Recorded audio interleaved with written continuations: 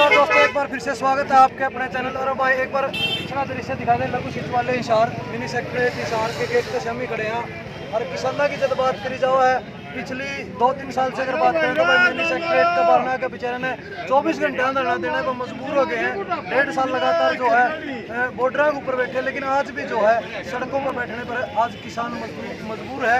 क्यों मजबूर है, आज का क्या मामला है, इस कारण से जो आज किसान संगठन एकत्रित हुए हैं। इस वक्त मेरे साथ बलबीर सिंह जी कामरेड मौजूद हैं, जो राज्य के जो किसानों के किसान अध्यक्ष हैं।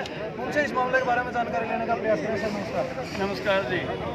ये कुछ मामला जी 1.5 साल लगातार बैठ के कुछ एक सर, पहले तो हम आपका और आपके चैनल का, आपके दर्शकों का बहुत आभार व्यक्त करते हैं, जिन्होंने पहले आंदोलन में भी हमारा बहुत साथ दिया और वर्तमान में भी हम बड़े चैनलों से आशा नहीं कर सकते। आपके द्वारा ही देश प्रदेश और दुनिया में हमारी खबरें दे रही है, इसके लिए आभार व्यक्त करते हैं। जहाँ तक 1.5 साल की बात कह रहे हो आप, ये 2 साल से भी ज़्यादा का हो गया।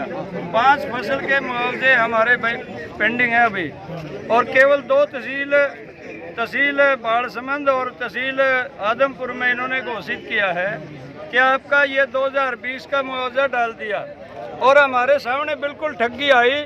आदमपुर के जो पहले सर्वे हुआ था 2 साल पहले, उसमें 39 करोड़ रुपए मंजूर हुए थे, अब 29 करोड़ रुपए भेज दिए। तो कहीं न कहीं उनके साथ भी धोखा है और आज तक एक भी किसान ने एक भी रुपया मुआवजे के तौर पे नहीं मिला। तो 5 फसल का तो यह मुआवजा है, लेकिन इससे भी बड़ी एक समस्या जलभराव हो गई है। इस समों की फसल मारी गई, सामने की फसल और साडी की फसल बीजने के कोई आसार नजर नहीं आ रहे। पानी की निकासी यदि नहीं होगी तो किसान के साथ 2 फसल लगातार खत्म होने पर उसने जीवन यापन करना बहुत मुश्किल हो जाएगा। और केवल किसान नहीं, बल्कि जिस गांव में फसल नहीं बीजेगी वहाँ का मजदूर को क्या मिलेगा। यहाँ जो गुलाबी सुंडी की वजह से पिछले साल कपास की फसल खराब हुई है, उसमें किसान का तो सीधा नुकसान हुआ, मजदूर को दिहाड़ी नहीं मिली। और खासकर सबसे कमजोर तबके के महिलाएं, बूढ़िया, लुगाइयाँ हमारे यहाँ बाड़ी चुगाई का काम करती थी और वो 500, 400, 300 रुपये हर रोज़ कमा लेती थी। जब फसल किसान के ही नहीं हुई तो उस मजदूर को भी क्या मिला।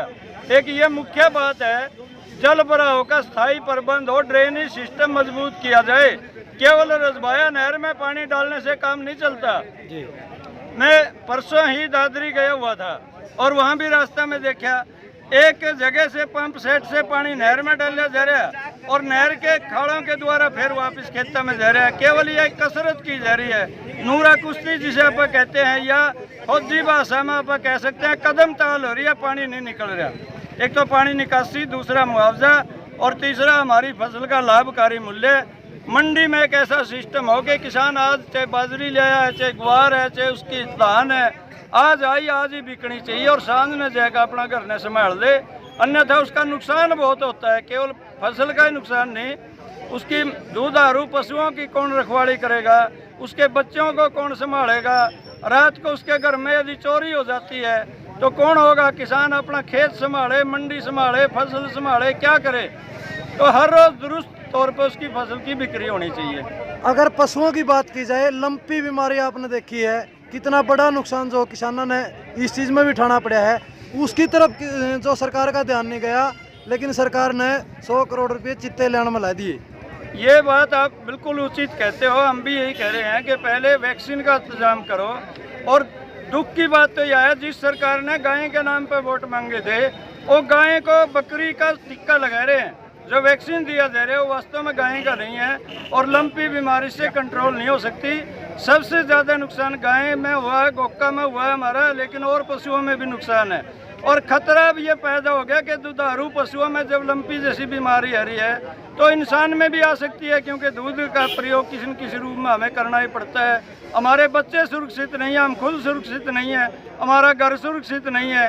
दुधारू पशु हर रोज़ मर रहे हैं, कोई रिकॉर्ड नहीं, कोई डॉक्टर ये नहीं कहता कि ये लंपी की वजह से बीमारी हुई है, उसका कोई बीमा क्लेम नहीं है। ये सब बातों को देखते हुए 100 करोड़ के चित्ते लेने की ज़रूरत नहीं थी।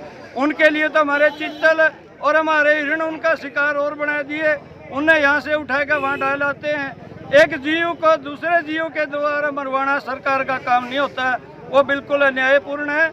और सरकार ने लंपी जैसी बीमारी पर कंट्रोल करना चाहिए, जैसे कोरोना पे किया था।